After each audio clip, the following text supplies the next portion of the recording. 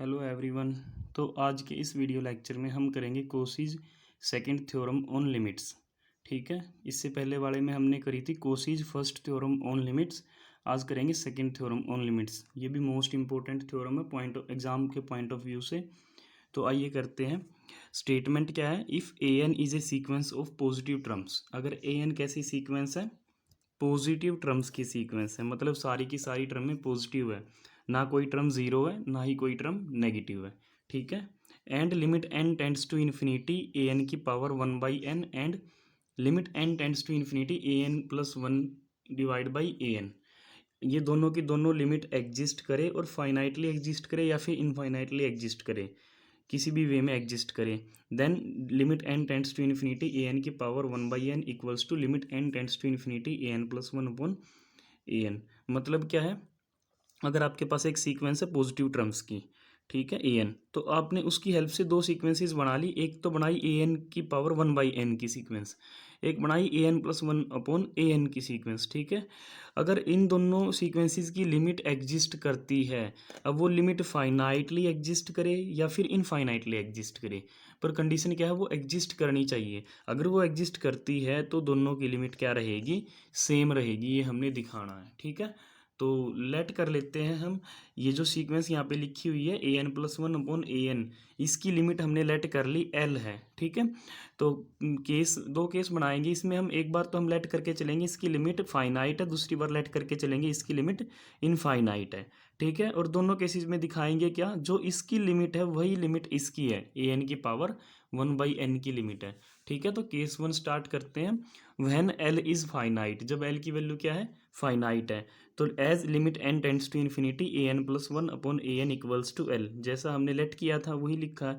अब हम क्या करेंगे? Definition of convergence of sequence use करेंगे। तो क्या होती है कन्वर्जेंस की definition? For given epsilon greater than zero there exist a positive integer m such that, कि अब कोई भी एप्सिलॉन दो जीरो से बड़ा, उस एप्सिलॉन के लिए हमें एक पॉजिटिव इंटीजर एम जरूर मिलेगा। और वो एम कैसा होगा कि A N plus one upon A N, जो सीक्वेंस की जनरल टर्म है उसमें से उसकी लिमिट को माइनस करके मोड करेंगे तो वैल्यू लेस देन एप्सिलॉन आएगी। कब? जब जब एन की value greater than equals to क्या रहेगी? एम रहेगी। ठीक है। तो ये बस हमने डेफिनेशन लिखी है इस सीक्वेंस पे, कन्वर्जेंस सीक्वेंस की डेफिनेशन, और कुछ नहीं किया। अब यहाँ से जब हम अगर मोड हटाएंगे तो क्या करेंगे? माइनस एप्सिलॉन और प्लस एप्सिलॉन के बीच में लिखेंगे इस वाली टर्म को। ठीक है। तो minus epsilon less than a N plus one upon A n minus l less than epsilon for all n greater than equals to m. यहाँ पे सारे में एल ऐड कर देंगे। तो एल ऐड करने से यहाँ पे L minus epsilon by to बनेगा, यहाँ पे L plus epsilon by to बनेगा। ठीक है। और बीच में से एल कैंसिल हो जाएगा। ये फर्स्ट इक्वेशन हमने इसको नाम दिया। अब ये जो इक्वेशन फर्स्ट है ये कब होल्ड करेगी? जब एन की वैल्यू एम या एम से बड़ी रहेगी। तो हम क्या करते हैं? एन को बारी बारी से पुट करेंगे, m, m plus one, m plus two up to n minus one तक पुट करेंगे। तो एक बार हमने एम पुट किया यहाँ पे, तो a m plus one upon a m, और ये l minus epsilon by two से बड़ा रहेगा, l plus epsilon by two से छोटा रहेगा। यहाँ पे एप्सिलॉन बाई टू आएगा। ठीक है। ये मिस्टेक हो गई है, यहाँ पे एप्सिलॉन बाई टू रहेगा सारे में। ठीक है। फिर हमने नेक्स्ट वैल्यू पुट करी एन की जगह एम प्लस वन। तो जब आप एम प्लस वन पुट करोगे तो भी सेम काम होगा, इन्हीं दो नंबर्स के बीच में वैल्यूज आएंगी। ऐसे ही लास्ट में एन माइनस वन पुट किया तो भी वैल्यू इन्हीं दो नंबर्स के बीच में लाई करेगी। ठीक है। अब यहाँ पे ये टोटल कितनी इनइक्वलिटीज़ हैं? ये इनइक्वलिटीज़ है क्योंकि लेस देन के सिंबल है यहाँ पे। अब यहाँ पे ये टोटल कितनी इनइक्वलिटीज़ है वो कैसे पता चलेगा? जैसे हमें पता है एन की जो वैल्यू है वो वन, टू, थ्री, बीच में कोई एम आएगा और उसके बाद एम प्लस वन, और लास्ट में हमने जो पुट किया वो पुट किया है एन माइनस वन। ठीक है। हमने यही वैल्यूज़ पुट करी हैं। अब ये टोटल अगर हम काउंट करें तो कितनी वैल्यूज़ है? ये है एन माइनस वन वैल्यूज़। पर हमने पुट कहाँ से करनी स्टार्ट करी थी? हमने एम से स्टार्ट करी थी। मतलब हमने इसके बाद की सारी वैल्यूज़ लिखी हैं यहाँ पे एक एक करके एन की जगह। तो जो कौन सी नहीं लिखी है, स्टार्टिंग की नहीं लिखी, यहाँ पे क्या आएगा? एम से जस्ट पहले आएगा एम माइनस वन। ठीक है। तो टोटल कितनी टर्म्स वैल्यूज़ लिखी है मैंने? ये एन माइनस वन वैल्यूज़। इसमें से जो छोड़ दिया उनको माइनस करो। पहली एम माइनस वन वैल्यूज़ हमने छोड़ दी है तो ये माइनस कर दिया हमने एम माइनस वन। तो n-1 -m+1, तो 1 से 1 कैंसिल। तो यहाँ पे टोटल कितनी इनइक्वलिटीज़ बनेंगी, n-m इनइक्वलिटीज़ बनेंगी। ठीक है, तो जब इन सारी इनइक्वलिटीज़ को आप मल्टीप्लाई करोगे n-m इनइक्वलिटीज़ बनेंगी। तो लेफ्ट साइड में कोरस्पोंडिंगली मल्टीप्लाई करेंगे, राइट को राइट में, बीच वाली को बीच वाली के साथ। तो यहाँ पे L-2 कितने टाइम्स आएंगे, जितनी यहाँ पे इनइक्वलिटीज़ है उतनी टाइम्स आएगी। तो L-2 की पावर n-m, यहाँ पे ऐसे ही L+2 की पावर n-m। अब बीच में क्या होगा, जैसे आप इनको मल्टीप्लाई करोगे तो ये am+1 इस am+1 से कैंसिल होगा। मतलब ये फर्स्ट टर्म का न्यूमरेटर नेक्स्ट टर्म के डिनोमिनेटर से कैंसिल होगा। ऐसे ही ये न्यूमरेटर किसी अगली टर्म के डिनोमिनेटर से कैंसिल होगा। यानी कोई भी टर्म है उसका न्यूमरेटर उससे अगली टर्म के डिनोमिनेटर से कैंसिल होगा। अब यहाँ पे an/an-1 लिखी हुई है, ये भी पिछली टर्म के न्यूमरेटर से कैंसिल हो जाएगा। अब ये जो न्यूमरेटर है ये अगली टर्म के डिनोमिनेटर से कैंसिल होना था, पर आगे टर्म्स नहीं लिखी है तो ये कैंसिल नहीं होगा। तो यहाँ पे बस दो चीज़ें बची है, एक तो am बचा है, एक an। न्यूमरेटर में an बचेगा, डिनोमिनेटर में am बचेगा। ठीक है, तो हमने यही वैल्यू लिखी है यहाँ पे an/am। ठीक है, अब हम क्या करेंगे, थ्रू आउट am से मल्टीप्लाई कराएंगे। तो यहाँ पे हमने am लिखा, यहाँ पे जब am से कराएंगे तो am कैंसिल आउट होकर यहाँ पे an बचेगा, और यहाँ पे हमने am लिख दिया। और मल्टीप्लाई कराने से इनइक्वलिटी का सिंबल एज इट इज़ क्यों है, क्योंकि ये गिवन था कि जो सीक्वेंस है वो कैसी टर्म्स की, पॉजिटिव टर्म्स की है। मतलब ना तो वहाँ पे जीरो है, ना ही वहाँ पे नेगेटिव नंबर है, मतलब सारे नंबर पॉजिटिव है। तो am पॉजिटिव नंबर है, पॉजिटिव नंबर की मल्टीप्लाई कराने से इनइक्वलिटी के सिंबल पे कोई फर्क नहीं पड़ेगा, इसलिए यहाँ पे लेस देन ही मेंटेन रहेगा। अब यहाँ पे सारे में हमने क्या किया, 1/n पावर कर दी। तो 1/n पावर करके हमें क्या मिलेगा, am के ऊपर भी 1/n पावर लिखी। जब इसके ऊपर 1/n पावर करेंगे तो पावर्स की मल्टीप्लाई करनी पड़ेगी। एक पावर ये है n-m, और एक पावर हम करेंगे 1/n। जब मल्टीप्लाई करेंगे तो वहाँ पे n से n कैंसिल होकर 1 बचेगा, और m के नीचे क्या लिख देंगे, n लिख देंगे हम। ठीक है, कैसे मल्टीप्लाई करिए, यहाँ पे ये हमने n-m की मल्टीप्लाई करी है 1/n से। ठीक है, तो यहाँ पे इनके दोनों के नीचे लिखेंगे तो 1 - m/n, ऐसा कुछ यहाँ पे हमें मिलेगा, 1 - m/n। यहाँ पे एज इट इज़ an लिख के उसकी पावर 1/n, और सेम राइट साइड में हमने कर दिया है। ये हमारी कौन सी इक्वेशन बन गई, हमने इसको नाम दे दिया सेकंड इक्वेशन, जिसको हम लास्ट में यूज़ करेंगे। ठीक है, अब इसके बाद हम क्या करेंगे, यहाँ पे जो ये लेफ्ट में लिखी हुई है, इस लेफ्ट वाली चीज़ पे हम क्या करेंगे, लिमिट लगा के चेक करेंगे कि इसकी लिमिट क्या आती है। सेम ऐसे ही इस जो चीज़ यहाँ पे राइट साइड में लिखी हुई है, इस पे भी लिमिट लगा के चेक करेंगे इसकी लिमिट क्या आती है। ठीक है, तो यहाँ पे लिमिट लगा के चेक करेंगे, limit n tends to infinity, इस पे लिमिट लगाएंगे। Limit n tends to infinity am की पावर 1/n, L-ε/2 की पावर 1 - m/n। तो इस पे लिमिट कैसे लगाएंगे, इस पे लिमिट लगाने के लिए हमने क्या किया, यहाँ पे जब हम इस पे लिमिट लगाएंगे n टेंड्स टू इन्फिनिटी, तो 1/∞ क्या हो जाएगा, 0। तो किसी की पावर 0 क्या होगी, 1 होगी। L-ε/2, यहाँ पे सेम 1 - m/∞, इन्फिनिटी करने से यहाँ पे 0, 1 - 0 1। तो यहाँ पे कोई पावर नहीं है, मतलब 1 पावर है। तो 1 की इससे मल्टीप्लाई करेंगे तो यही एज इट इज़ मिलेगा। सिमिलरली हमने क्या किया, am की पावर 1/n इंटू L+ε/2 की पावर 1 - m/n, इस पे लिमिट लगा के चेक किया तो सेम काम यहाँ पे इन्फिनिटी करने से ये 1 हो जाएगा, यहाँ पे पावर 1 बचेगी। तो ये वाली जो लिमिट आएगी वो क्या आएगी, L+ε/2 आएगी। ठीक है, अब हम क्या करेंगे, इन्हीं दो चीज़ों पे हम लगाएंगे definition of convergence of sequence, क्योंकि ये भी तो सीक्वेंस की जनरल टर्म है। तो इस पे भी हम अब ये कन्वर्जेंट है क्योंकि इसकी वैल्यू लिमिट फाइनाइट आती है, तो अगर लिमिट फाइनाइट होगी तो वो कन्वर्जेंट है। तो अब इस पे कन्वर्जेंट की डेफिनेशन कैसे लगाएंगे, हम कन्वर्जेंट की डेफिनेशन कैसे अप्लाई करते हैं, अगर कोई सीक्वेंस है हमारे पास, if a limit n tends to infinity an equals to l, मतलब सीक्वेंस किस पे कन्वर्ज करगी, l पे कन्वर्ज करगी। तो उसको कैसे लिखते हैं, for given epsilon greater than 0 there exist कोई positive integer m belongs to, natural number भी बोल सकते हो, सच डैट an - l का mod is less than epsilon for all n greater than equals to m। ठीक है, यही definition यहाँ पे लगाएंगे। बस यहाँ पे an की जो शकल सूरत है वो थोड़ी अलग टाइप की है, वो थोड़ा सा बड़ी सी टर्म दिखती है, तो उससे कुछ फ़र्क नहीं पड़ेगा, डेफिनेशन ऐसे ही अप्लाई करेंगे हम। ठीक है। तो ये देखो यहाँ पे ये सारा ए एन की तरह काम करेगा, ये जो मैंने सर्कल के अंदर बंद किया है ये सारा, ठीक है। तो इस पे लिमिट की डेफिनेशन अप्लाई करेंगे। Now using definition of convergence of sequence for given epsilon greater than zero there exist positive integer. अब ऐसे जैसे यहाँ पे लगाएंगे लिमिट कन्वर्जेंस सीक्वेंस की डेफिनेशन, ऐसे यहाँ पे भी लगाएंगे। तो इसीलिए इसके लिए कोई हमने इंटीजर m1 लेट कर लिया कि m1 मिलेगा, इसके लिए हमने लेट कर लिया कोई m2 इंटीजर मिलेगा जब जब हमें कोई epsilon greater than zero given होगा, ठीक है। तो इसके ऊपर पहले लगाएंगे तो क्या होगा, सीक्वेंस की जनरल टर्म में से लिमिट माइनस करेंगे जो लिमिट आई है। तो जनरल टर्म क्या है, ए एम की power 1/n l minus epsilon by 2 की power 1 minus m by N.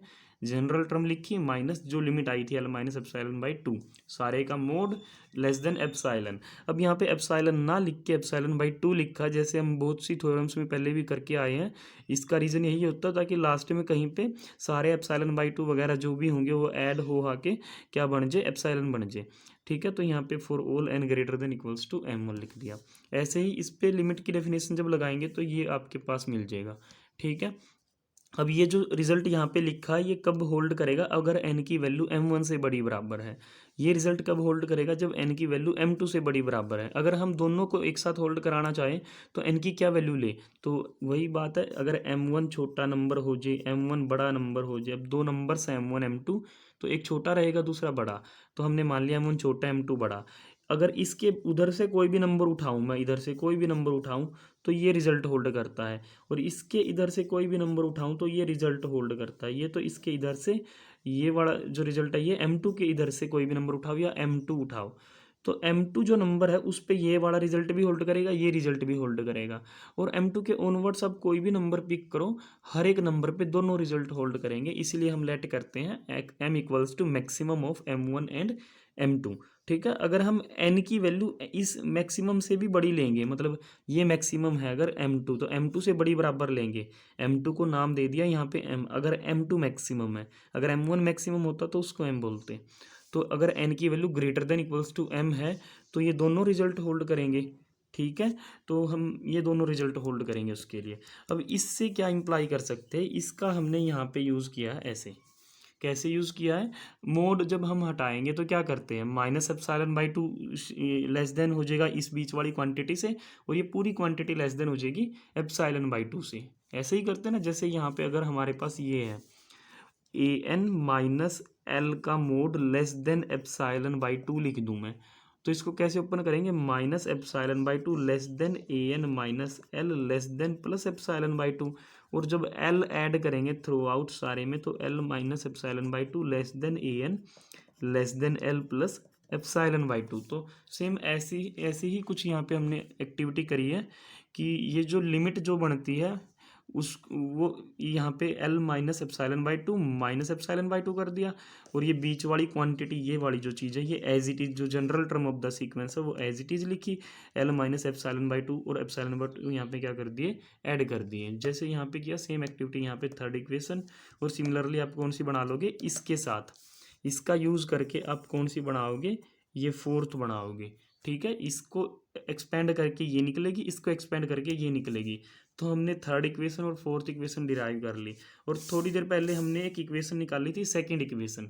अब सेकंड थर्ड और फोर्थ तीनों को एक साथ यूज करके कुछ हम डिराइव करेंगे from second third and fourth.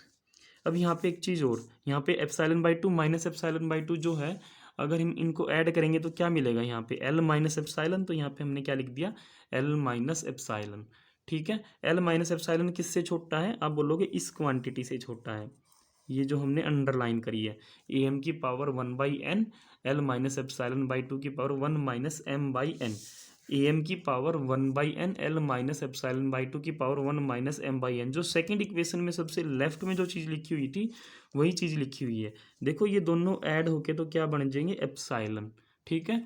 तो एल माइनस एप्सिलॉन, तो यहाँ पे हमने क्या लिख दिया, एल माइनस एप्सिलॉन। ये किससे छोटा था, इससे, ठीक है, ये वाली चीज़, और ये वाली चीज़ किससे छोटी है, इस सेकंड इक्वेशन में ये पूरी की पूरी क्वांटिटी जो यहाँ पे ये क्वांटिटी अंडरलाइन करी है, और जो ये मैंने यहाँ पे इसकी जिस पे मैं टच कर रहा हूँ ये क्वांटिटी ये सेम चीज़ है, और ये किससे छोटी, ए एन से। इसका मतलब देखो ये लेफ्ट वाली चीज़ इससे छोटी है, ये कम्प्लीटली ए एन की पावर 1/n से छोटी, तो हमने लिख दिया एल माइनस एप्सिलॉन छोटा हो जाएगा ए एन की पावर 1/n से। और यहाँ पे जो ए एन की पावर 1/n है वो किससे छोटी है, वो इस वाली चीज़ से छोटी है, ए एम की power 1/n l plus epsilon by 2 की power 1 minus m by n. और ये सेम चीज़ यहाँ पे लिखी हुई है, देखो ये लिखी हुई है ए एम की पावर 1/n, ए एम की power 1/n l plus epsilon by 2 l plus epsilon by 2 की power 1 minus m by n. ये किससे छोटी है, ये इस चीज़ से छोटी है। अगर यहाँ पे आप इन दोनों को ऐड करोगे, यहाँ पे भी क्या बनेगा, एप्सिलॉन बनेगा प्लस का, ठीक है। तो ए एन की पावर 1/n यहाँ पे लिखा था, ये इस चीज़ से छोटी है, और ये फोर्थ इक्वेशन में ये वाली चीज़ इससे छोटी होगी, एल प्लस एप्सिलॉन। तो इसलिए यहाँ पे क्या लिख दिया, l plus epsilon for all n greater than equals to n, ठीक है। तो हमने बस सेकंड, थर्ड और फोर्थ को एक साथ बड़े ध्यान से यूज़ करके एक ये चीज़ निकाल ली है। अब यहाँ पे क्या करेंगे, सारे में से एल को माइनस करेंगे, तो यहाँ से एल कैंसिल, यहाँ से एल कैंसिल, बीच में एल नहीं था तो बीच में से एल क्या कर दिया, माइनस कर दिया, ठीक है। ये मिल गया हमें। अब इसको हम ऐसे लिख सकते हैं, क्यों, थोड़ी देर पहले दिखाया था हमने लिख के, अगर ऐसे कुछ चीज़ लिखी हुई है तो उसका मोड हटा के वो ऐसी दिखेगी, पर अगर हमारे पास ऐसी कुछ चीज़ है तो उसको मोड की फॉर्म में भी लिख सकते हैं। तो यहाँ पे यही किया है। तो ए एन की पावर 1/n माइनस एल का मोड लेस देन हो जाएगा एप्सिलॉन से for all n greater than equals to m. और ये तो किसकी डेफिनेशन है, ये तो कन्वर्जेंट सीक्वेंस की डेफिनेशन है। तो ए एन की पावर 1/n जो सीक्वेंस है वो कन्वर्जेंट होगी, और उसकी लिमिट क्या बनेगी, एल बनेगी, ठीक है। और हम A N over A N plus 1 over A N की भी लिमिट क्या लेके चले थे, एल लेके चले थे, तो इसका मतलब दोनों की लिमिट क्या होगी, इक्वल होगी, ठीक है। अब हम इसका केस 2 करेंगे। केस 2 में कुछ नहीं करना, केस 1 का ही यूज़ करेंगे वहाँ पे। केस 1 का यूज़ कैसे करेंगे, देखो, व्हेन एल इज़ इनफाइनाइट। अभी तो हमने क्या बोल रहा था केस 1 में कि एल फाइनाइट है, पर अब हम क्या बोलते हैं, एल इनफाइनाइट है। तो in this case limit N tends to infinity A N plus 1 upon A N equals to infinity, ठीक है। हम यहाँ पे अगर रेसिप्रोकल कर दें इन चीज़ों का, तो यहाँ पे रेसिप्रोकल करना पड़ेगा, और रेसिप्रोकल करेंगे तो क्या होएगा, यहाँ पे इनफाइनाइट का रेसिप्रोकल 0, और यहाँ पे ए एन प्लस 1 का रेसिप्रोकल 1/n प्लस 1, और ए एन का रेसिप्रोकल 1/an, ठीक है। अभी इन दोनों जो सीक्वेंसेस की जो मतलब यहाँ पे ए 1/an प्लस 1/1/an है, इनका जो रेशो है वो 0 आया है, जो कि कैसी क्वांटिटी है, फाइनाइट क्वांटिटी है, ठीक है। तो अगर आप इसको यहाँ पे ऐसे ना समझ पा रहे हो, तो हम इसको ना नीचे वाली सीक्वेंस को अगर बोल दे bn, ठीक है, तो ये ऊपर क्या बनेगी, फिर ये जो सीक्वेंस बनेगी ये क्या बनेगी, bn प्लस 1, ठीक है। तो अगर नीचे वाली को मैंने bn नाम दिया तो ऊपर क्या बनेगी, bn प्लस 1। तो ये देखने में कैसी होगी, limit n tends to infinity bn plus 1 divide by bn equals to 0। 0 कैसा नंबर है, फाइनाइट नंबर है, ठीक है। मतलब क्या है, bn प्लस 1 अपॉन bn की लिमिट क्या आई, फाइनाइट आई। तो अभी अभी हमने एक थ्योरम करी थी, अगर ये लिमिट फाइनाइट आती है तो हम क्या बोल सकते हैं कि limit n tends to infinity bn की पावर 1/n किसके इक्वल हो जाएगी, limit n tends to infinity bn plus 1 upon bn की जो लिमिट आएगी, ठीक है। तो यहाँ पे भी हम सेम रिजल्ट यूज़ करेंगे, बस सीक्वेंस की जो स्ट्रक्चर है वो थोड़ा सा अलग है। तो bn की पावर 1/n की जो लिमिट होगी वो भी क्या हो जाएगी, जो bn प्लस 1 अपॉन bn की लिमिट है, और ये लिमिट 0 है तो इसकी लिमिट भी क्या हो जाएगी, 0, ठीक है। तो इसलिए यहाँ पे लिखा limit n tends to infinity bn किसको लेट किया था, 1/an, तो 1/an bn की पावर 1/n मतलब 1/an की पावर 1/n, उसकी लिमिट भी क्या हो जाएगी, 0 हो जाएगी, ठीक है। तो अब ये 1/n 1 पे अप्लाई करने से तो कुछ होना नहीं, तो नीचे लगाएंगे an के ऊपर 1/n, और ये किसके इक्वल है, 0 के इक्वल है, ठीक है। अब इसका रेसिप्रोकल कर दो फिर से, तो limit n tends to infinity an की पावर 1/n, और 0 का रेसिप्रोकल क्या हो जाएगा, इन्फिनिटी, ठीक है। तो यहाँ से हमें क्या पता चला कि जो limit n tends to infinity an की पावर 1/n की भी लिमिट क्या आई, इन्फिनिटी आई है, और हम लेके क्या चले थे, limit n tends to infinity an plus 1 upon an की वैल्यू क्या लेके चले थे, इन्फिनिटी। तो ये इन्फिनिटी लेके चले थे, और ये भी क्या दिखा दिया, इन्फिनिटी। तो therefore limit n tends to infinity an की power 1/n equals to limit n tends to infinity an plus 1 divide by an। मतलब अगर ये जो लिमिट l थी वो फाइनाइटली एग्जिस्ट करे या इनफाइनाइटली एग्जिस्ट करे, पर दोनों केसेस में क्या रहेगा, limit n tends to infinity an की पावर 1/n, और limit n tends to infinity an plus 1 upon an, दोनों सीक्वेंसेस की लिमिट क्या रहेंगी, सेम रहेंगी। यही थी आपकी Cauchy second theorem on limits.